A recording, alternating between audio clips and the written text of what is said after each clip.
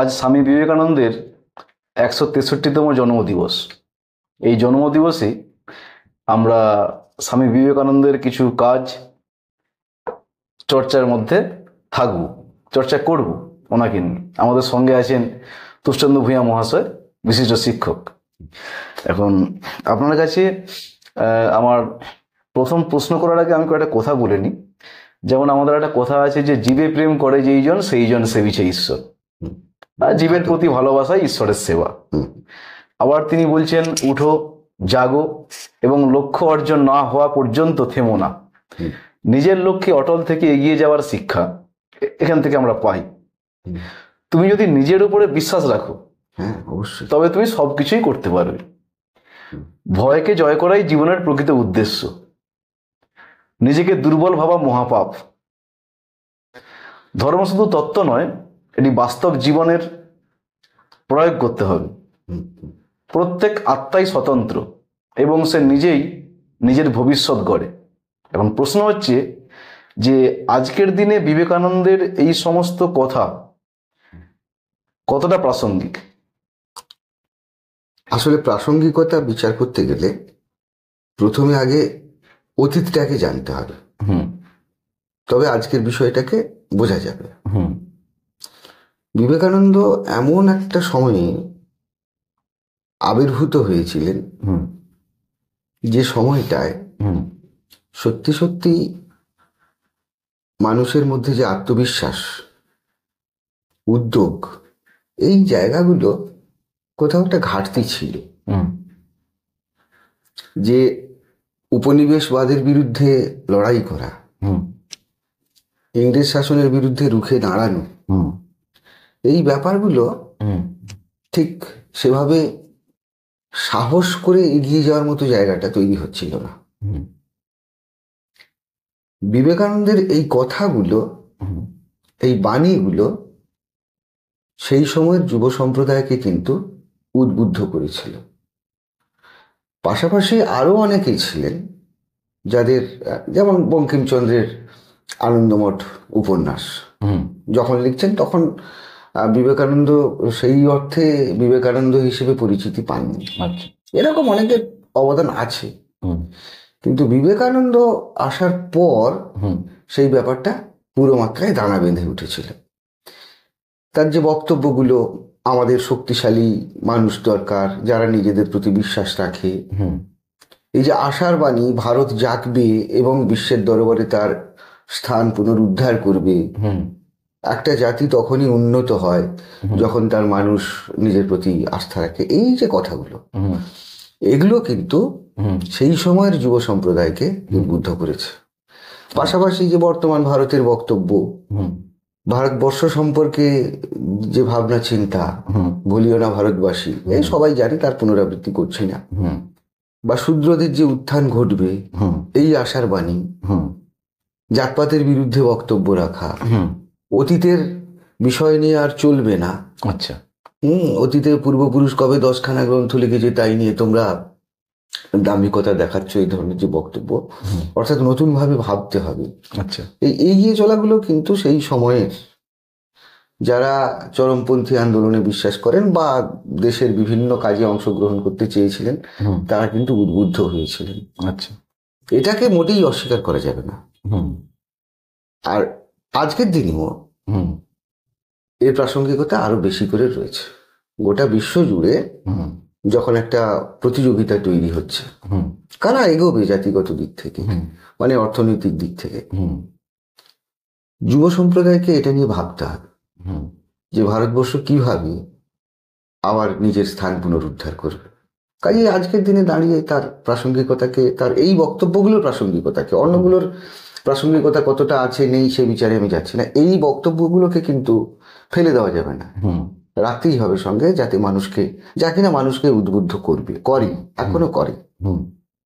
সেদিক থেকে বিবেকানন্দের এই বক্তব্যগুলো, বাণীগুলো আমাদের কাছে গ্রহণযোগ্য। আচ্ছা আচ্ছা, তাহলে আমরা দেখতে পাচ্ছি যে স্বামী বিবেকানন্দ যে বক্তব্যগুলো, সেটা জাতীয় চেতনাকে জাগিয়ে তুললো এবং আমাদের দেশের তরুণদের মধ্যে একটা সময় সন্ত্রাসবাদী, মানে আমার সন্ত্রাসবাদী কথাটা বলা ভুল হচ্ছে, যারা চরমপন্থা নিয়ে এগোতে চাইছিলেন তারা তো ভীষণভাবে অনুপ্রাণিত হয়েছিলেন বিবেকানন্দের বাড়ির বই তাদের পকেটে থাকছে, আনন্দ মঠ থাকছে, আর গীতার এডিশন থাকছে। আচ্ছা। এটাকে তো অস্বীকার করা যাবে না।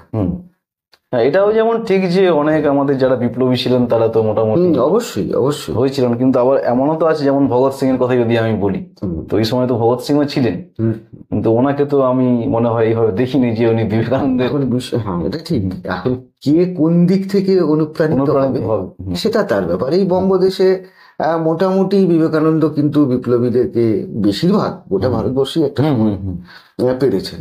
তবে একজন মানুষের প্রভাব সব সময় থাকবে বা সেই বক্তব্য তাকে মানে সবাইকে করবে তা নাও হতে পারে, অন্য কেউ তার মানে মাস্টার মশাই তো অনেক থাকতে পারে। এখন কার কাছে কে অনুপ্রাণিত হবে? ধরা যাক যে আমাদের রাষ্ট্র ব্যবস্থা মুছে গেল, মানে জাতিসত্তার ব্যাপারটা গৌণ হয়ে গেল, আচ্ছা, তখন কি তার এই সমস্ত কথা বা তার যে ধারণা ভাবনাগুলো কি প্রাসঙ্গিক থাকবে? এ বড় পেঁচালো প্রশ্ন। এখন এটা ঠিক যে মার্ক্সবাদীরা এরকম একটা স্বপ্ন দেখেন যে রাষ্ট্র যেহেতু শ্রেণী শোষণের যন্ত্র, তাই একদিন শ্রমজীবী মানুষ জেগে উঠলে রাষ্ট্র বিলীন হয়ে যাবে। এখন সে হবে কি হবে না, সে ভবিষ্যতের হিসেব, আদৌ সেটা কিভাবে কার্যকর হবে, এগুলো নিয়ে এখনো পথ চলা অনেক বাকি।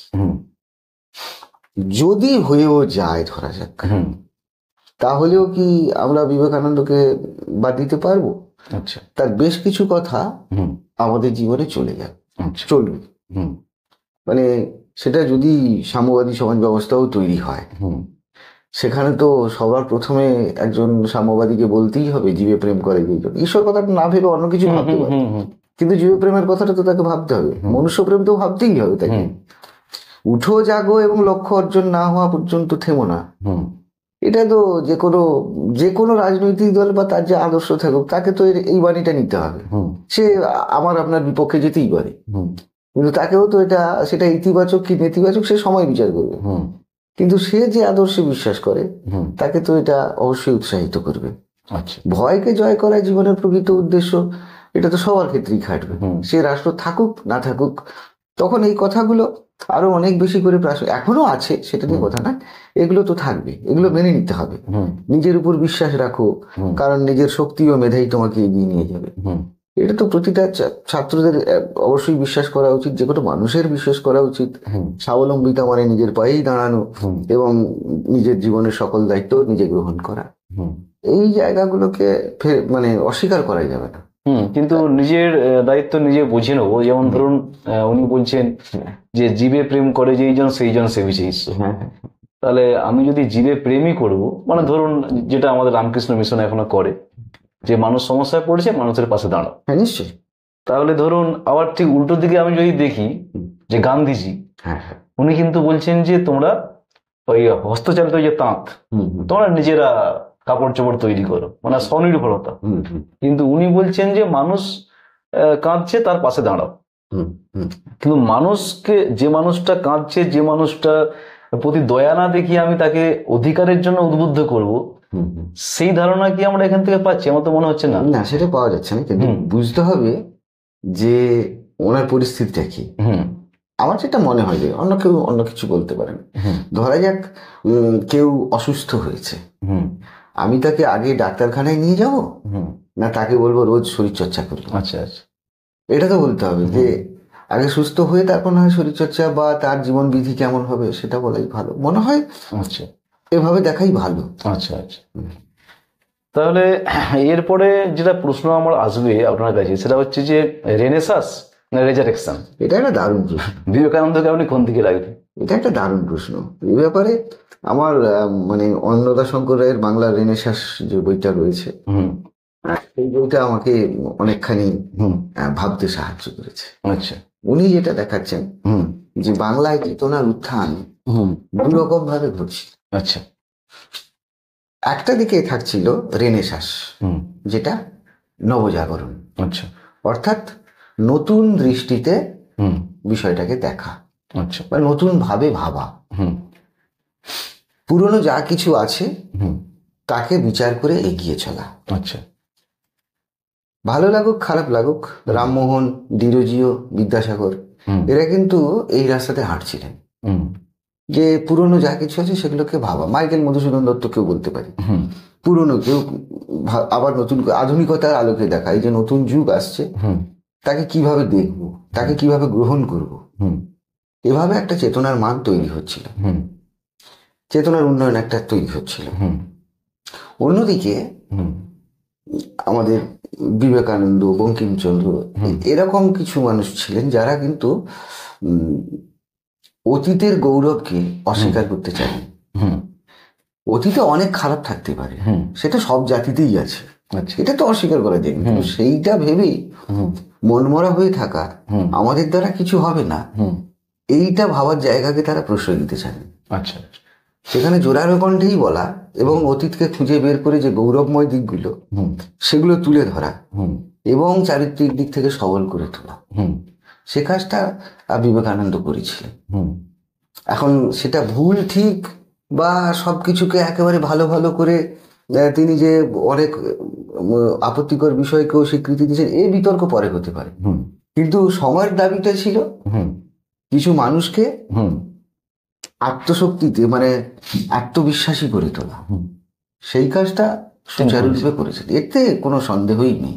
আচ্ছা আচ্ছা, আমরা না একটু অন্য প্রসঙ্গে এবার আসি যে মাতৃভাষা সম্পর্কে বিবেকানন্দের যে অভিমত, হ্যাঁ, সেই অভিমতটা কি ছিল? সেটা হচ্ছে সবাই সব এই কদিন পরে আবার মাতৃভাষা দিবস আসবে, আমরা সবাইকে নিয়ে স্মরণ টরণ করি, হুম কিন্তু বিবেকানন্দের কিন্তু মাতৃভাষা নিয়েও কিন্তু একটা বক্তব্য রয়েছে। হুম যে আমরা সবাই জানি যে চলিত ভাষায় লিখতে হবে, প্রমথ চৌধুরী প্রবক্তা, হুম কিন্তু তা না। হুম তার আগেও কিন্তু বিবেকানন্দ এই ব্যাপারটা নিয়ে অনেকটা সোচ্চার হয়েছিলেন। আচ্ছা তার বক্তব্য ছিল আমরা যে বক্তব্যগুলো রাখি হুম। সেগুলো সাধু ভাষায় কেন বলবো, আচ্ছা এবং সংস্কৃত ভাষা দিয়ে শুরু করা হুম এবং মধ্যে মধ্যে তৎসম শব্দ ঢুকিয়ে দেওয়া, হুম এগুলোতে উনি খুব একটা বিদ্রুপ বর্ষণ করেছেন যে এগুলো কে কি বুঝবে। হুম এটা স্বাভাবিক কথা বলেছেন, হুম এতে কোনো ভুল নেই। হুম উনি এটাও মানে মানুষের মুখের কথাকেই প্রাধান্য দিতে চেয়েছেন, আচ্ছা এবং এটাও বলছেন যে বাংলা হিসেবে কোন বাংলাটা দাঁড়াবে, হুম যে রাঢ়ী অঞ্চল মানে কলকাতা এবং তার আশেপাশের অঞ্চলটা যে মোটামুটি একটু শক্তিশালী, হুম এটা ওনার মনে হয়েছিল। ভুল হতে পারে, ঠিক হতে পারে, কিন্তু এইটাই যে আদর্শরূপ হয়ে ওঠা উচিত, হুম এ নিয়ে তিনি কিন্তু একটা জোরালো সওয়াল করেছিলেন। এছাড়াও বলছিলেন যে মাতৃভাষাকে যে ভালোবাসে না সে কি করে নিজের জাতিকে ভালোবাসবে, নিজের আত্মবিশ্বাস ফিরে পাবে কিভাবে। নিজের মাতৃভাষার প্রতি শ্রদ্ধাশীল হও এবং তা সঠিকভাবে ব্যবহার করো, আচ্ছা এতে আত্মমর্যাদা ও আত্মবিশ্বাস গড়ে ওঠে। আচ্ছা এই কথাটা বলা একটা বিরাট ব্যাপার, মানে তখনও রবীন্দ্রনাথের মতো মানুষও ভাবতে পারছেন না যে মানে চলিত ভাষায় লেখা যায়, হুম যদিও তার আগে কালীপ্রসন্ন সিংহ, প্রেমচাঁদ এরা কিন্তু চলিত ভাষায় লিখতে শুরু করে দিয়েছিলেন, মানে ককনি বলি যাকে আচ্ছা বলে, আচ্ছা তাদের চলতি বলি, মানে সেই অর্থে আদর্শরূপ গড়ে ওঠেন। হুম ওনার অনেক বক্তব্যগুলো যেগুলো আমরা পড়ি সেগুলো কিন্তু চলিততে, আচ্ছা মানে দুঃসাহস দেখানো যে একটা তাত্ত্বিক বিষয়কেও আমি চলিত ভাষায় বলতে পারি, হুম কথ্য ভাষায়। এটা আমাদেরকে এখনো ভাবায় আর কি, যে আচ্ছা এভাবে ভাবা যায়। হুম এটা হচ্ছে বিষয়। আচ্ছা, ধরুন বর্ণভেদ প্রথা আছে বলেই 30 কোটি ভারতবাসী দুবেলা রুটি পাচ্ছে, এই বক্তব্যটি স্বামী বিবেকানন্দের। তো এইটাকে কি এই সময় আমরা সমর্থন করতে পারি? এখন বিষয় হচ্ছে যে ইদানিং কিছু যুক্তি তর্ক শুরু হয়েছে যে বিবেকানন্দের হুম সব বাণী কি ঠিক নাকি, তিনি সব ঠিক বলেছেন নাকি। হুম এখন এসব নিয়ে দেখতে গিয়ে হুম দেখলাম যে সত্যি এরকম কিছু বক্তব্য রয়েছে হুম রয়েছে হুম এখন এ নিয়ে আমার কাছে যেটুকু ব্যাখ্যা আছে, হুম এই বক্তব্যের মাধ্যমে হুম তিনি প্রাচীন বর্ণ ব্যবস্থার হুম গঠনমূলক দিকটা তুলে ধরতে চেয়েছিলেন। আচ্ছা তিনি বোঝাতে চেয়েছিলেন যে প্রাচীন ভারতে বর্ণভেদ ছিল সমাজের কর্মভিত্তিক শৃঙ্খলা, হুম অর্থাৎ কে কোন কাজ করবে একটা নির্দিষ্ট হয়ে যায়, যেন ব্যাপারটা এরকম যে বেকারত্বের ব্যাপারটাকে আমরা খুবই গুরুত্ব দিচ্ছি যাতে কেউ বেকার না থাকছে বা কাজ কর্মহীন না হয়, হুম মানুষের মধ্যে কাজের ভাগাভাগি নিশ্চিত করে দিত এই ব্যাপারটা, হুম এবং সমাজকে সুষ্ঠুভাবে পরিচালিত করত। হুম আর তিনি কখনোই বর্ণভেদের অপব্যবহার বা জন্মভিত্তিক শ্রেণীবিভাগটাকে পক্ষে ছিলেন বলে আমাদের মনে হয় না। আচ্ছা তবে এই ব্যাখ্যাটা যাদের কাছ থেকে পেয়েছি, ব্যাখ্যাটা সন্তোষজনক না। এখন যে বর্ণভেদ ছিল বলেই এখনো পর্যন্ত আমাদের 30 কোটি ভারতের রুটি, তাহলে এই বর্ণভেদ ব্যাপারটাকে তুলে দিয়ে অন্য কিছু ভাবা, এইটা মনে হয় বিবেকানন্দের কাছে আমাদের একটা দাবি থেকে থাকতে পারে, মানে আমার মনে হতে পারে। আবার তবে এ নিয়ে ভাবারও দরকার আছে, ঠিক কোন প্রেক্ষাপটে ঠিক কি বোঝাতে চেয়েছিলেন এ নিয়ে এখনো সেভাবে পর্যালোচনা হয়েছে বলে মনে হয় না। এর ব্যাখ্যা হয়তো অদূর ভবিষ্যতে পাওয়া যাবে। আসলে আমরা দেখেছি যে বিবেকানন্দের বিভিন্ন যে বক্তব্য এক সময় মনে হয় যেন শুধু স্লোগানই দিয়ে যাচ্ছেন, কিন্তু ওনার যে ধরুন একটা সমাজ সংস্কার হিসেবে যে ওনাকে পাওয়া, যেটা আমরা বিদ্যাসাগরকে পেয়েছি, রামমোহনকে পেয়েছি, বা চৈতন্যকেও পেয়েছি একটা সময়, সেই জায়গায় মনে হয় যেন কোথাও একটা যেন ঘাটতি, মানে আমাদের যেন কিছু চাওয়ার, অনেক কিছু চেয়েও যেন পাইনি। তো উনি যেমন এক জায়গায় বলছেন যে গ্রন্থ দ্বারা জগতে ভালো অপেক্ষা মন্দ অধিক হইয়াছে। এই যে নানা ক্ষতিকর মতবাদ দেখা যায়, সেগুলোর জন্য এই সকল গ্রন্থই দায়ী। ধার্মিক হইতে গেলে আপনাদেরকে প্রথমেই গ্রন্থাদি ফেলিয়া দিতে হইবে। বই যত কম পড়েন ততই ভালো। গ্রন্থ দ্বারা জগতে ভালো অপেক্ষা মন্দ অধিক হইয়াছে, এই যে নানা ক্ষতিকর মতবাদ দেখা যায়, সেগুলোর জন্য এই সকল গ্রন্থই দায়ী। বিবেকানন্দের এই যে মন্তব্য, এই মন্তব্য কি সমর্থন করা যায়? এখন বিষয়টা হচ্ছে, এই ব্যাপারে আমার কাছে যে আমি কথা বলে যেটুকু জেনেছি আর কি, তার সারাংশটুকু বলার চেষ্টা করি। সেটা হচ্ছে, স্বামী বিবেকানন্দ এই মন্তব্য করেছিলেন যেটা, যখন তিনি বিভিন্ন ধর্মীয় ও দর্শন গ্রন্থগুলির অপব্যবহার এবং তাদের দ্বারা জন্ম নেওয়া ভুল মতবাদ এবং বিভেদ সম্পর্কে আলোচনা করছিলেন। তিনি মনে করতেন যে কখনো কখনো গ্রন্থ বা ধর্মীয় শিক্ষা মানুষের মধ্যে বিভ্রান্তি বা অশান্তির সৃষ্টি করে। এটা তো স্বাভাবিক, আমি দুটো বই পড়লে বইতে দুরকম লেখা আছে, আমার কি হতে পারে। যেহেতু উনি বেদান্তকেই একমাত্র সার বলে মেনে নিচ্ছিলেন, সেই দৃষ্টিতে ওনার হয়তো মনে হয়েছিল যে অন্যান্য গ্রন্থগুলো ভুল বলছে। কিন্তু সেটা হলেও আমার ব্যক্তিগতভাবে মনে হয় যে এই ব্যাখ্যা বা এই বক্তব্য মেনে নেওয়া একটু কষ্টকর, কেননা ভিন্ন মত থাকতেই পারে। সে গ্যালিলিও যে বক্তব্য রাখবে তার বিরুদ্ধে অন্য কেউ বক্তব্য রাখতে পারে, যা খুশি হতে পারে, কিন্তু সেগুলো একটা পারস্পরিক আলোচনার মধ্যে দিয়ে সত্যে পৌঁছানো, নতুন করে খোঁজার চেষ্টা, যেটা রেনেসাঁস করার চেষ্টা করছে, রেনেসাঁস পন্থী যারা তারা করার চেষ্টা করছে। তা সেদিক থেকে তবু বলবো যে এই কথাটা যেভাবে উনি বলেছেন, মানে ওনার দিক থেকে উনি বলেছেন, তবে আরো ব্যাখ্যা হওয়া দরকার বিষয়টা কেন। আমার ধরুন মনে হয় যে উনি ধরুন যখন বিএ পাস করলেন, মানে দর্শন এবং পাশ্চাত্য যুক্তিবিদ্যা যুক্তিশাস্ত্র নিয়ে, তো সেখানে তো উনি লক পড়েছেন, হিউম পড়েছেন, কান্ট পড়েছেন, এই যেগুলো এতগুলো তিনি দর্শন পড়ছেন। এবং আমি দেখেছি যে ওনার যে দর্শনের যে ব্যাখ্যা, মানে উনি কোনো মৌলিক দর্শন দেননি না, ভারতবর্ষের যে বেদান্ত দর্শন তাকেই তিনি বক্তব্যগুলোকেই আবার নতুন করে ব্যাখ্যা করছেন। এই ব্যাখ্যা করতে গিয়ে দেখছি উনি কিন্তু যুক্তি দিয়ে সাজাচ্ছেন, মানে পরপর যুক্তি দিয়ে সাজাচ্ছেন। তাহলে এটাও তো উনি বই পড়েই তো উনি জ্ঞানটা আহরণ করলেন। এই ব্যাপারে মানে উনি তো এটা বলতে যাচ্ছেন যে আমরা বই পড়বো, আমরা বুদ্ধিজীবী হব, কিন্তু সবাই পড়ার দরকার নেই। বিষয়টা হচ্ছে এরকম ভাবে হবে, একটু অন্যায় হবে। বিষয়টা হচ্ছে রামমোহন রায়, তিনি তো ব্রাহ্মতত্ত্ব বা ঈশ্বর তত্ত্বের বাইরে যেতে পারেননি।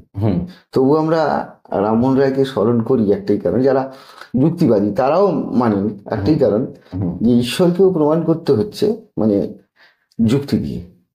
ওই যে পলিসিটা, ওই পলিসিটা তো আমরা রামমোহনের কাছ থেকে শিখবো, যে কিভাবে যুক্তির পর যুক্তি সাজিয়ে, সেটা হতে পারে ভুল, বা পরে ঠিক প্রমাণ হবে কি ভুল হবে সে গল্প পরে, কিন্তু যে যুক্তি সাজানো, কেন বাইবেলের মধ্যে তিনি একটা দ্বিচারিতা খুঁজে পাচ্ছেন, কেন ব্রাহ্মণতন্ত্রের মধ্যে পাচ্ছেন, সে তো যুক্তি দিয়েই দেখাচ্ছেন। এইটা হচ্ছে রেনেসাঁসের প্রধান লক্ষ্য। তো বিবেকানন্দ যদি ওই অতীতের সেই ধারা থেকে অনুপ্রাণিত হয়ে থাকেন, তাতে আমাদের তো খারাপ লাগার কিছু নেই। না, ঠিকই আছে। মানে উনি ধরুন বিভিন্ন গ্রন্থ পড়েই তো উনি এই যে একটা পথ বেছে নিচ্ছেন, যে যুক্তি দিয়ে পরপর সাজানো, সেই জায়গাটা সেটা হয়তো উনি বললে এরকম বললে হয়তো ভালো হতো, যাচাই করে দেখো। ওনার মনে হয়েছে যে বেদান্তই একমাত্র সার গ্রন্থ, এর বাইরে আর কিছু থাকতে পারে। তাহলে এটাই হতে পারে যে ধরুন যদি সবাই সবকিছু পড়ে ফেলে, তাহলে সব বিষয়টা বুঝতে পেরে যাবে।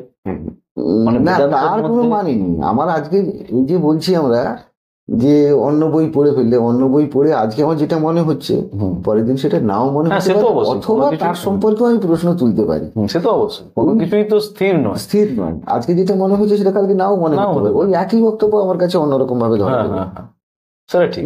এই হচ্ছে বিষয়। ধরুন উনি একদিকে যেমন বলছেন যে জীবে প্রেম করে যেই জন সেই জন সেবিছে ঈশ্বর, হুম আবার কিন্তু বলছেন একটা পাঁঠাকে যদি মানুষ আহ, বলে দিলে যদি ভগবান পাওয়া যায়, বলি দিলে হ্যাঁ, মানুষকে পাওয়া বলি যায়, দিতে রাজি আছি, তাই করতে রাজি আছে। আমার মনে হয় তো যেটা এগুলো কি একটা পরস্পর বিরোধী কথা? হতে পারে না। এখন বিষয়টা হচ্ছে আসলে ভগবানকে পাওয়ার যে আন্তরিক ইচ্ছা, মানুষ অর্থে হয়তো সেইভাবে বলতে চাননি যে মানে আমি যতদূর যেতে হয় যেতে পারি, এই অর্থেই বোধহয় সম্ভবত মানুষ মানে আমার যতদূর যাওয়ার ইচ্ছা আমি ততদূর যাবো শুধু ঈশ্বরকে পাওয়ার জন্য, এরকম হয়তো ভাবনাটা প্রকাশ করতে চেয়েছি। তবে আমার মনে হয় এই বক্তব্যগুলো পরস্পর বিরোধী বক্তব্য নিয়ে আলোচনা করা বোধহয় একটু সমীচীন হচ্ছে না, কারণ পরস্পর বিরোধী বক্তব্য সব মহাপুরুষের জীবনে আছে, এমন কেউ নেই, সবারই আছে। বিভিন্ন পরিস্থিতিতে বিভিন্ন রকম সময়, আমরা ব্যক্তিগত জীবনেও তো এখন যেটা বলছি, পরে গিয়ে বাইরে নারী স্বাধীনতার কথা বলছি, ঘরে এসে হয়তো বলছি যে মেয়েদের বাড়তে দেওয়া উচিত নয়, বা মেয়েদের কথায় সংসার চললে মুশকিল হয়ে যাবে, কিন্তু আমরা হরহামেশাই করে থাকি। কিন্তু সেটা কথা নয়, কথাটা হচ্ছে হয়তো কোনো এক পরিপ্রেক্ষিতে বলেছেন, কিন্তু ব্যাখ্যাটা ওইভাবে নিলে মনে হয় ঠিক হবে না আর কি। এছাড়া তো অনেক কথাই বলেছেন, যেমন বাল্য বিবাহ নিয়ে তিনি উনি বলছেন যে ওই কথাগুলো বলছেন, বাল্য বিবাহের উপর আমার প্রবল ঘৃণা, বাল্য বিবাহ যেন জন্যে আমি মানুষকে খুন, এসব হওয়ার জন্য আমি মানুষকে খুন করতে পারি যারা দেয়টায়।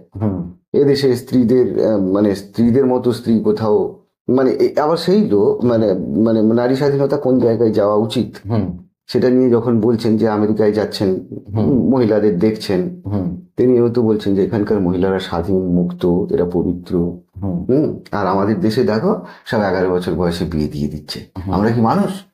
এরকম কথাও বলছে। এই মানুষটাই আবার পরে প্রসঙ্গক্রমে কোনো এক আলোচনা সভায় বলে ফেলছেন যে বাল্য বিবাহ হিন্দু জাতিকে পবিত্রতায় ভূষিত করিয়েছে। আমার মনে হয় এই কথাগুলো আসলে যে হীনতা বোধে ভুগছিল তাদেরকে চাঙ্গা করার জন্য হয়তো এই কথাগুলো বলে থাকতে পারেন। আর ঠিক আছে, হয়েছে তো হয়েছে, ঠিক আছে, এটাই আমাদের গর্ব, এভাবে হয়তো করতে চেয়েছিলেন। তো আবার কিন্তু আবার যুক্তিবাদীরা যে খটকাগুলো তুলছেন সেটা হচ্ছে যে বিবাহ ব্যাপারটাকেই তিনি একটু ঘৃণা করছেন, যে তার ভাই যদি বিয়ে করে তাহলে আমি তার সঙ্গে কোনো সংযোগ রাখবো না। আচ্ছা, হ্যাঁ, তবে কেন এরকম হয়েছে, কোন পরিপ্রেক্ষিত হয়েছে, ঠিক কি বোঝাতে চেয়েছিলেন, কেন বকাবকি, এগুলো নিয়ে মনে হয় পর্যালোচনার দরকার আছে। যেমন মন সম্পর্কে যা বলছেন সে অত্যন্ত রহস্যময় কথা। তবে আমার মনে হয় এই রহস্যময়তার মধ্যেও কোনো একটা সত্যি লুকিয়ে আছে। এটা ভালো বলতে কি বলছেন উনি, একটি ইস্পাতের পাত গড়ে তাকে কম্পিত করতে পারে এমন একটা শক্তি প্রয়োগ করো, তারপর কি ঘটবে? যদি একটি অন্ধকার ঘরে এই পরীক্ষাটি করা যে হয়, তবে প্রথমে তুমি একটা শব্দ শুনতে পাবে, গুনগুন শব্দ। শক্তি প্রবাহ বর্ধিত করো, ইস্পাতটা আলোকময় হয়ে উঠছে। শক্তি আরো বাড়িয়ে দাও, ইস্পাতটি একেবারে অদৃশ্য হয়ে যাবে। আচ্ছা, ইস্পাতটি মনে রূপান্তরিত হয়ে গিয়েছে। এখন এরকম কথাও রয়েছে, কোথায় আছে এই কথাটা?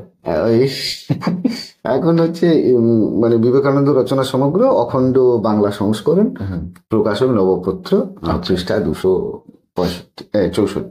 আচ্ছা, তা এখানে রয়েছে। এখন আমার মনে হয় এগুলো কি ব্যাখ্যা রয়েছে এটা ওনাদের কাছ থেকে পাওয়াটাই শ্রেয় হবে। আমাদের এই ব্যাপারে একটু ধৈর্য ধরতে হবে, চটপট করে সিদ্ধান্ত নিয়ে ফেলাটা বোধহয় ঠিক হবে না, অপরিপক্কতার পরিচয় হয়।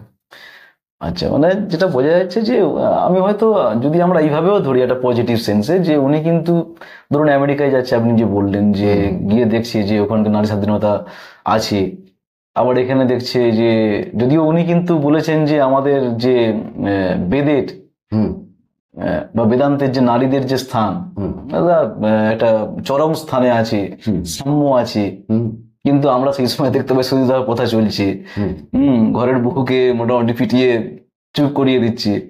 বিভিন্ন রকম নির্যাতন ছিল। তো যাই হোক, কিন্তু উনি মানে কোথাও যেন মনে হচ্ছে আমার যে যেখানে যেমন দেখছেন ওনার উপলব্ধিতে হয়তো সেগুলো আসছে, আবার নিজের মধ্যেই হয়তো কিছু প্রশ্ন আসছে, ভাঙাগড়া চলছে। হতে পারে, হতেও মানে পারে। ব্যাপারটা হচ্ছে যেখানে ওই বক্তব্যটা রাখছেন সেখানে হয়তো সামাজিক কিছু প্রতিরোধের মুখোমুখি হতে পারে, হতে পারে। কিন্তু নিজের কাজটা তো করতে হবে, হ্যাঁ, যে যুব সম্প্রদায়কে জাগিয়ে তোলা, মানুষকে ঐক্যবদ্ধ করা, হ্যাঁ। সবচেয়ে বড় কথা ঐক্যবদ্ধ করা। আমাকে এমন কিছু শব্দ প্রয়োগ করবো না, এমন কিছু বাক্য বলে ফেলবো না যেখানে দেখা যাবে আমার আসল উদ্দেশ্য যেমন দেশদ্রোহী হয়ে না হয়ে যায়। শুধু প্রশাসনের চোখে পড়তে পারি, হ্যাঁ, রাজনৈতিক দল মানে রাজনৈতিক শক্তি মানে ব্রিটিশ শক্তি, তার হাতে আমি খপ্পরে পড়ে গেলাম, তাহলে আমার কি কি হবে? হ্যাঁ, কাজই তো হবে। কাজই তো হবে। ওই জন্যই তিনি বলছেন যে হে ভারত ভুলিও না তোমার নারী জাতির আদর্শ সীতা সাবিত্রী দময়ন্তী। আমাদের নারীগণকে আধুনিকভাবে গড়িয়া তুলিবার যে সকল চেষ্টা হইতেছে, সেইগুলোর মধ্যে যদি সীতা চরিত্রের আদর্শ হইতে ভ্রষ্ট করিবার চেষ্টা থাকে, তবে সেগুলি বিফল হইবে।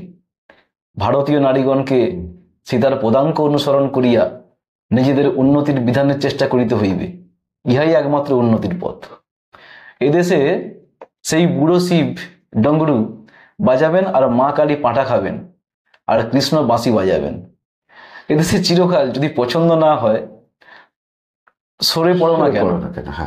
আমাদের সমাজে যে সকল বিশেষ দোষ রয়েছে সেগুলো বৌদ্ধ ধর্ম জাত, ওনার বক্তব্য। বুদ্ধ ধর্মই আমাদিগকে তাহার উত্তরাধিকার স্বরূপ এই অবনতির ভাগই করিয়াছে। এখন এ ব্যাপারে আপনি কি বলছেন? এখন নারী জাতির আদর্শ সীতা হবেন, সাবিত্রী হবেন, দময়ন্তী হবেন, এইরকম ভাবনা সাধারণত পিতৃতান্ত্রিক ভাবনা থেকে আসতে পারে। তাতে আমার কোনো বিবেকানন্দ যদি সেরকম ভাবনা থেকে বলে থাকেন তাতে কোনো আপত্তি দেখি না। আচ্ছা, কেন তার বক্তব্য তিনি বলেছেন। সীতা একজন মহিলা যাকে কৃত্তিবাস ওঝা একজন গ্রাম মানে আমাদের বাঙালি ঘরের একজন নম্রমুখী মহিলা হিসেবে পরিণত করেছেন, সহনশীলা মহিলা। আমাদের পরিবারের আদর্শ হয়ে যায়, রামের মতো বড় ছেলে চাই, সীতার মতো বৌমা চাই, হনুমানের মতো চাকর চাই, যে কিনা এটা একটা পারিবারিক আদর্শ। এটা যৌথ পরিবারে বা একটা সময় এর নিরিখে দাঁড়িয়ে কিন্তু উনি বলছেন, মানে যে সময় আমরা মেয়েদের বাইরের চাকরির কথা ভাবতেই পারছি না, এটা তো ঘটনা। তাহলে তখন আমার কনসেপ্ট কি ছিল, যে মেয়েরা বাড়ির সকলের সেবা টেবা করবে। হ্যাঁ, আমাদের শরৎচন্দ্রের মতো লোক, তাকে মৃণালকে দিয়ে বলাচ্ছে স্বামী সন্তানের কাজ কর্ম করে সেবা পাবি না, সেদিন জানবি নারী জন্ম সার্থক হয়ে গেছে। তাই সেই সময়কার কনসেপ্টে দাঁড়িয়ে তিনি এই কথাগুলো বলছেন। কিন্তু সেই সময় তো বিদ্যাসাগরও ছিলেন। বিদ্যাসাগরও ছিলেন। এইখানেই তো রেজারেকশন পন্থী আর রেনেসাঁস পন্থীদের মধ্যে একটা পার্থক্য, যে রেনেসাঁস পন্থীরা কিন্তু সবকিছু যুক্তি দিয়ে বিচার করে এগোতে চাইছিলেন। সেইটা করতে গেলে আমার যেটা মনে হয়, সেইটা করে একটা জাতিকে দাঁড় করাতে গেলে, আত্মশক্তিতে নির্ভর করতে গেলে অনেকটা সময় লেগে যাচ্ছে। কিন্তু বিবেকানন্দের এই বক্তব্যগুলো অতি দ্রুত, বা বঙ্কিমচন্দ্রের ভাবনাগুলো অতি দ্রুত কিন্তু মানুষকে জাগিয়ে তুলছিল। একটা জিনিস ভাবা যাক, বিদ্যাসাগর এত গ্রন্থ লিখেছেন, এত মানে লড়াই করেছেন, লিখেছেন, মানুষের জন্য তো ভাবছেন, কিন্তু তার বিরুদ্ধে কতজন স্বাক্ষর করেছিল আর সপক্ষে কতজন ছিল? বিরুদ্ধে বেশি। এটা যদি একটা খুব, যখন আমাদের খুব দ্রুত এগোবার দরকার, ঐক্যবদ্ধ হওয়া দরকার একটা ঔপনিবেশিক শাসনের বিরুদ্ধে, তখন অতি দ্রুত আমাদের অনেকগুলো মানুষকে সঙ্গে নিয়ে আসতে হবে। সেই জায়গাটা কিন্তু স্বামী বিবেকানন্দ খুব ভালোভাবে হয়তো পালসটা বুঝতে পেরেছিলেন, মানুষ কি চায়, কোনটা শুনলে ঐক্যবদ্ধ হবে এবং কোনটা শুনলে উদ্বুদ্ধ হয়ে এগিয়ে যাবে, এই পালস বোঝাটা বিবেকানন্দ পেরেছিলেন, বুঝতে পেরেছিলেন। এবারে বুড়ো শিব ডম্বরু বাজাবেন হয়তো এটাও বলতে চেয়েছেন যে আমাদের যে প্রাচীন ঐতিহ্য এগুলো থাকবে, সরে পড়ো না এদেশ থেকে। তখন তো ওই জাতি কেন্দ্রিক ধর্মকেন্দ্রিক ভাবনাটা ওইভাবে আসেনি। কাজেই সরে পড়ো না মানে তখন হয়তো উনি বোঝাতে চেয়েছেন যারা ইংল্যান্ডে যেতে চাও যেতে পারো, বা এরকম একটা কিছু ভাবতে চেয়েছিলেন। তবে আমার একটা প্রশ্ন আছে, বিষয়টা হচ্ছে যে আমরা কেন বিবেকানন্দের, এবার তার উত্তরটা আমিও কিছুটা ভেবেছি। সেটা হচ্ছে যে আজ বিবেকানন্দকে নিয়ে প্রচন্ড চুলচেরা বিচার চলছে। আমি তো অনেক কবিকে জানি যারা ভীষণভাবে আহ, অগ্রণী কবি হিসেবে পূজিত হন, মানে বন্দিত হন। তারাও তো কেউ প্রেত চর্চা করেছেন, পরলোক চর্চা করেছেন, প্ল্যানচেট করেছেন, অনেকেই আছে করেছেন। নিউটন, তিনিও তো এত বড় বন্দিত বিজ্ঞানী, প্রেত চর্চা করেছেন। আজ আমরা তার কোনটা নেব, প্রেত চর্চার বিষয়টা নেব না তার আধুনিক সূত্রগুলো নেব? আচ্ছা, অবশ্যই আধুনিক সূত্রগুলো নেব। এখন আমার এটা মনে হয়েছে যে আচ্ছা, তো সবার ক্ষেত্রেই তো আছে। দেবেন্দ্রনাথ ঠাকুর, যিনি বিধবা বিবাহকেও মানে আধুনিকতার অঙ্গ হিসেবে দেখছেন, তিনিও তো নিজের পরিবারের লোককে বিয়ে দিতে পারেননি বিধবা বলে, পিছিয়ে গেছেন তো। আমরা কিন্তু তাদেরকে নিয়ে এসব নিয়ে এত চর্চা করি না, বিবেকানন্দকে নিয়ে চর্চা করি কেন? আসলে আমার মনে হয় এই ব্যাপারটাই লুকিয়ে আছে একদল ভক্তের অতি সক্রিয়তায়। মানে তারা যেভাবেই হোক প্রমাণ করতে চান যে বিবেকানন্দ একজন দেবতার অংশ বা দেবতা। এই যখনই দেবতা হয়ে একটা প্রচার চলে, তখনই তো যাচাই করতে হয় যে সত্যি কতটা দেবতা দেখি। তার প্রত্যেকটা বক্তব্য তো আমি যাচাই করে নেবো, কারণ তার প্রতিটা বাণী চিরন্তন হচ্ছে কিনা দেখে নেবো। সেই জায়গা থেকে মনে হয় সমালোচনাগুলো আসছে। বিবেকানন্দকে মানুষ থাকতে দিলেই মনে হয় ভালো হবে, দেবতা কেন বানাচ্ছি? যারা একজন মানুষ, একটা মানুষ তো সারা জীবনে নানা রকম ভাবে, ভুল থাকতে পারে, ঠিক থাকতে পারে, একটা ভাবতে ভাবতে চেতনার একটা স্তরে গিয়ে পৌঁছায় এবং তখন সে একটা সিদ্ধান্ত দেয়। এটা বড় বড় বিজ্ঞানীদের ক্ষেত্রে ঘটছে, বড় বড় সমাজ সংস্কারকদের ক্ষেত্রে ঘটছে। কিন্তু এই অতি সক্রিয় ভক্তের দল তাকে ভগবানের অংশ হিসেবে বানাতে চায়। ছাত্রদের, বাচ্চা বাচ্চারা শিশু পাঠ্য বইগুলোতে যেভাবে তাদের ভগবানের অংশ একটা অতি প্রাকৃত ব্যাপার হিসেবে প্রচার করার চেষ্টা করেন, তখন তো এসব প্রশ্ন আসবে। তাই আপনাকে দোষও দিতে পারি না। আমিও ভেবেছি যে কেন বিবেকানন্দের পেছনে মানে জন্য এত লোকে পুঙ্খানুপুঙ্খ এখন দেখছে। আমার মনে হয় এটাই কারণ, একটা মানুষকে মানুষ থাকতে দেওয়াই ভালো। তিনি ভুল করবেন, ঠিক করবেন, সময় নিরিখে যেটা লাগবে সেটা নেবো, এটাই তো কথা। আচ্ছা, ঠিকই আছে। এখন দেখুন, আমরা দেখতে পাই যে বিবেকানন্দ মানে হিন্দু ধর্মের প্রচার করেছেন, মানে বেদান্ত ধর্ম, বেদান্তকে প্রচার করেছেন, সে এক প্রকার হিন্দু ধর্মই, এবং তিনি ধর্মীয় গর্বকে উৎসাহিত করেছেন। তিনি হিন্দু ধর্মের গঠনমূলক সমস্যাগুলোকে কিন্তু আক্রমণ করেন না, বরং সমাজের উপর দোষ চাপিয়েছেন। তিনি বলছেন এইরকম যে হিন্দু ধর্ম ভালো, কিন্তু হিন্দু ধর্ম যারা পালন করেন, মানে সমাজের যে সমস্ত মানুষ, তো তারা এটাকে অপপ্রয়োগ করছে, এরকম কিছু কিন্তু ওনার কথা আছে। এখন এই যে ধর্মকে নিয়ে ওনার ধরুন যে সমস্ত কথা, সেই জন্য হয়তো উনি, অনেকে বলেন যে ধর্মকে নিয়ে উনি এগিয়েছেন বলেই হয়তো ওনার এত প্রসিদ্ধি আর কি, প্রচার। কিন্তু আমার সেটা মনে হয় না, যে সে তো অনেক সময় অনেকেই তো এগিয়েছে। তাহলে আমার যেটা মনে হয় যে ওনার একটা মানে ক্রিটিক্যাল থিঙ্কিং ছিল, একটা বিশ্লেষণী ক্ষমতাও ছিল, এবং নিজের একটা চিন্তাও ছিল, যে কারণে হয়তো উনি এত গুরুত্বটা পেয়েছেন সবার কাছে। তার সঙ্গে তো ধর্মের একটা বিষয় ছিলই অবশ্যই। উনি কিন্তু যেটা বলছেন যে যে আমাদের কেন্দ্রীয় শক্তি হিসেবে সেই হিন্দু ধর্মই কাজ করছে। হ্যাঁ, এই ধরনের চিন্তাকে ধর্মের বিরুদ্ধে রাজনৈতিক শক্তিগুলো দুর্বল হয়ে যায়, যেটা আমাদের ধরুন ফুকোর তত্ত্ব। সেই ফুকোর তত্ত্ব দিয়ে যদি বিষয়টাকে দেখা যায়, তাহলে আপনি সেটা কিভাবে আমাদের ব্যাখ্যা করবেন? আচ্ছা, এখন ক্ষমতার তত্ত্ব, মানে ফুকোর ক্ষমতার তত্ত্বটা একটু আগে ভালোভাবে জানা যাক। তার আগে একটা কথা বলে নিই, বিবেকানন্দের দিকে তাকিয়ে আমার যেটা খুব বিস্ময়, যে একটা মানুষের সাংগঠনিক ক্ষমতা কতটা থাকলে এই অল্প বয়সের জীবনে এতটা নিজেকে বিস্তৃত করা যায়, এটা অতি বড় নিন্দুককেও কিন্তু মানতে হবে। সাংগঠনিক ক্ষমতা বিরাট, অসাধারণ ক্ষমতা, এটা অস্বীকার করে লাভ নেই, এবং হিন্দু ধর্মের মার্কেটিং সেটা বলতে পারি। যাই হোক, কেন অন্য ধর্মের মানুষও তো তার প্রতি একটা নিজেদের কি বলবো বিশ্বাস আস্থা স্থাপন করেছেন, এতে তো কোনো ভুল নেই। আমি বহু অন্য ধর্মের মানুষকে জানি যারা বিবেকানন্দ বললে আপ্লুত হয়ে পড়ে। তা এখন ক্ষমতার তত্ত্ব বিষয়টা কি একটা একটু বোঝা যাক। বিস্তৃত বলতে গেলে জটিল হয়ে যাবে, সংক্ষেপে বলা যাক। ক্ষমতার গতিশীলতা ও তার সামাজিক কাঠামোর প্রভাব নিয়ে আলোচনা করে ফুকোর ক্ষমতার তত্ত্ব। মিশেল ফুকো যে জিনিসটা দেখাচ্ছেন সেটা হচ্ছে যে ক্ষমতা শুধু ওপর থেকে চাপিয়ে দেওয়া বিষয় নয়। ক্ষমতা ওপর থেকে চাপিয়ে দেওয়া যায় না, বরং তা সর্বত্র বিস্তৃত ব্যক্তি, প্রতিষ্ঠান ও সামাজিক সম্পর্কের মাধ্যমে কাজ করে। এটি কোনো কেন্দ্রীয় শক্তি দ্বারা পরিচালিত নয় এবং জটিল ও বিস্তৃত নেটওয়ার্কেরই অংশ ক্ষমতা ব্যাপারটা।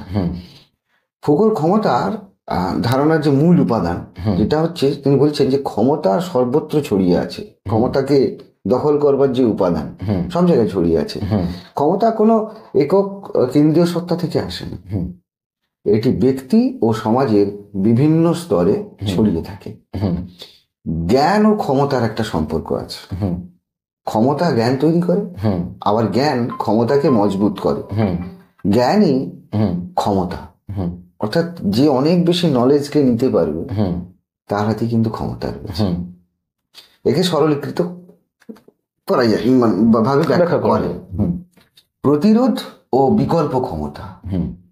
এই যে আমার হাতে তথ্য আছে, আমার হাতে নলেজ আছে, তার বিরুদ্ধে কি কোনো প্রতিরোধ তৈরি হয় না? হ্যাঁ হয়, সেখানে প্রতিরোধ থাকে। এই ক্ষমতার যে গতিশীলতা তার একটা অবিচ্ছেদ্য অংশ এটা। ডিসকোর্স ও ক্ষমতা, কোনো একটা নির্দিষ্ট ডিসকোর্সে বিশেষ ধরনের ভাবনা বা ধারণা সমাজে কিভাবে প্রতিষ্ঠিত হয় তাই নির্ধারণ করে কে ক্ষমতার অধিকারী হবে।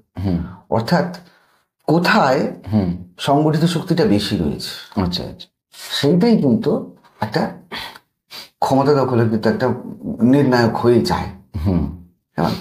এবারে ফুকোর ক্ষমতার তত্ত্ব দিয়ে আমরা বিবেকানন্দের ভাবনাটাকে একটু বিশ্লেষণ করি, যে কথাগুলো এতক্ষণ বলি। ফুকোর দৃষ্টিভঙ্গি থেকে বিবেকানন্দের কাজ ও বক্তব্যকে বিশ্লেষণ করলে দেখা যায় যে তিনি হিন্দু ধর্মের কেন্দ্রীয় শক্তিকে জাগ্রত করতে চেয়েছিলেন। মানে তিনি চেয়েছিলেন, এইটা অনেকে বলেন যে আসলে ব্যাপারটা তা না, ব্যাপারটা হচ্ছে এর অনেক আগে থেকেই আমাদের তো হিন্দু মেলা হচ্ছে, তা সেখানে কাদের জাগ্রত করতে চাওয়া হয়েছে? শিবাজিকে নিয়ে যে উৎসাহ আমরা প্রকাশ করছি তা কাদের? সেই ঘরানাকে বিবেকানন্দ ধরেছেন, ব্যবহার করেছেন। আচ্ছা, আমার এটা মনে হয়। তো ফুকোর বিবেকানন্দ বারবার বলছিলেন যে হিন্দু ধর্মে বিশ্বের সমস্ত সমস্যাগুলির সমাধান রয়েছে। তিনি গৌরবময় অতীত এবং আধ্যাত্মিক শ্রেষ্ঠত্বের কথা প্রচার করে একটি নির্দিষ্ট ডিসকোর্স গড়ে তোলেন। আচ্ছা, ফুকোর দৃষ্টিভঙ্গি এটি ধর্মীয় পরিচয়ের মাধ্যমে একটি সামাজিক কাঠামো প্রতিষ্ঠা করে যা ব্যক্তিকে একটি নির্দিষ্ট শক্তি কাঠামোর মধ্যে বাধ্য করে। আর কি বলছেন? ক্ষমতার কেন্দ্রায়ন। বিবেকানন্দ ধর্মীয় ঐক্যের মাধ্যমে হিন্দু সমাজকে ঐক্যবদ্ধ করতে চেয়েছিলেন, যা মূলত ধর্মীয় শক্তির আধিপত্যকেই দৃঢ় করে। এটি অন্যান্য রাজনৈতিক বা ধর্মনিরপেক্ষ শক্তিকে তুলনামূলকভাবে দুর্বল করে। ফুকোর ক্ষমতার ধারণা অনুযায়ী এই ধরনের ধর্মীয় কেন্দ্রীকরণ ব্যক্তিকে একটি নির্দিষ্ট ধর্মীয় কাঠামোর মধ্যে রাখে এবং রাজনৈতিক প্রতিরোধকে দুর্বল করে। একটু ভেবে দেখুন ব্যাপারটা। ডিরোজিও, রামমোহন, বিদ্যাসাগর, তারপরে অক্ষয় দত্ত, এই যে একটা সুন্দর ধারায় হচ্ছিল, যারা কিনা যুক্তিবাদের উপর দিয়ে হাঁটছিল, চলছিল, এবং ধীরে ধীরে কিন্তু একটা, এবং বিদ্যাসাগরের যে শিক্ষা পরিকাঠামো তার মধ্যে দিয়েই কিন্তু আস্তে আস্তে বেরিয়ে আসছিল কারা? আচার্য প্রফুল্লচন্দ্র রায় বা এরা এই সময় বিদ্বান ব্যক্তিরা আসছে। সেই যে জায়গাটা হঠাৎ করে উবে গেল। কিরকম? যারা একটু ইতিহাসের খোঁজ রাখেন, ভাবুন যেদিন বিবেকানন্দ যখন ফিরে আসছেন শিকাগো থেকে, জগদীশ বসু কিন্তু আসছিলেন, তাকে নিয়ে হইচইটা হয়নি। আচ্ছা, অদ্ভুত ব্যাপার। অথচ এই জগদীশ বোসকে আমরা ভারতীয়রা গর্ব করতে পারি যে ব্রিটেনের নোটে 50 পাউন্ডের নোটে হুম জগদীশ বোসের ছবি দিচ্ছে। কেন? কারণ তাদের মনে, তারা বলছেন যে আজকে এই যে নেট ব্যবস্থার যে বিস্তার, হুম এই যে আমাদের যে অ্যান্ড্রয়েড ফোন, হুম তার যে গবেষণা, হুম ওই আমি ঠিক বলতে পারবো ক্ষুদ্র কণা তরঙ্গ সম্ভব, হুম আচ্ছা এই গবেষণার ফসল হচ্ছে এটা। আচ্ছা আচ্ছা সেইটাকে স্মরণ করে তারা কিন্তু জগদীশচন্দ্র বোসকে হুম স্বীকৃতি দিচ্ছেন। আচ্ছা তাহলে ওই রকম একটা ব্যক্তিত্ব, হুম তিনি তখন তেমন ভাবে হুম সাড়া ফেলতে পারেননি। আচ্ছা কেন হলো? তার কারণ হচ্ছে হঠাৎ করে ভক্তি আন্দোলনের এমন একটা আবহ তৈরি হলো। ভালো খারাপ এই প্রশ্নে যাচ্ছি না, হুম ভালো খারাপ এই প্রশ্নে যাচ্ছি না, হুম এই যে যুক্তিবাদী আন্দোলন যেটা, হুম সেটা কোথাও যেন একটা স্তব্ধ হয়ে পড়ছে। আচ্ছা আচ্ছা এইটা ভাবতে হবে। তার জন্য বিবেকানন্দ দায়ী, বিবেকানন্দ এটা করেছেন, এটা কথা না বলছি না না। হুম মানুষ গ্রহণ করেছে তাই তিনি আছেন, হুম হুম এটা তো মানতেই হবে। ঘটনা মানুষ তো মেনেছেন। হুম কলকাতার আচ্ছা আচ্ছা লোক তো রামকৃষ্ণের কাছে গিয়েই হাজির হয়েছে। হুম এটা কেউ দায়ী কেউ দোষী এটা না, হ্যাঁ। কিন্তু একটা সময়ে দাঁড়িয়ে যে প্রবাহটা তৈরি হচ্ছিল, হুম সেটা হঠাৎ করেই কিন্তু হারিয়ে গেল। আচ্ছা আচ্ছা যাক তাহলে মোটামুটি আমরা এটা পেলাম যে ওনার মানবতাবাদী একটা দৃষ্টিভঙ্গি ছিল, হ্যাঁ, এটা ঠিক। তার সঙ্গে একটা সাংগঠনিক ক্ষমতাও ছিল, এবং তার সঙ্গে উনি যে মানুষের যে দারিদ্র, মানুষের যে জাতিভেদ প্রথা, নারীদের যে সমস্যাগুলোর দিকেও যে দৃষ্টি দেননি তা নয়, দিয়েছেন। হয়তো কোথাও একটা ওনার মানে কখনো কখনো মনে হয়েছে যে এটা করা উচিত, কখনো কখনো মনে হয়েছে এটা করা, সব বিরোধিতা এগুলো সবই তো আছে। একটু। তো সব তবে আমি কোনটা নেব? হ্যাঁ দোষে গুণেই মানুষ। এবার আমরা মোটামুটি যেটা হ্যাঁ হ্যাঁ এই সময়ের যেটা আমাদের কাজে লাগবে, হ্যাঁ, সেই তার ভালো যে কথাগুলো জিনিসগুলো আমাকে উদ্বুদ্ধ করবে আমি সেটাই সেটাই নেবো, ভালো জিনিসগুলোই আমরা নেবো। অবশ্যই। হুম তো হ্যাঁ, তো আজকের দিনে আমরা এইটুকু আলোচনা করলাম। সবাই ভালো থাকবেন।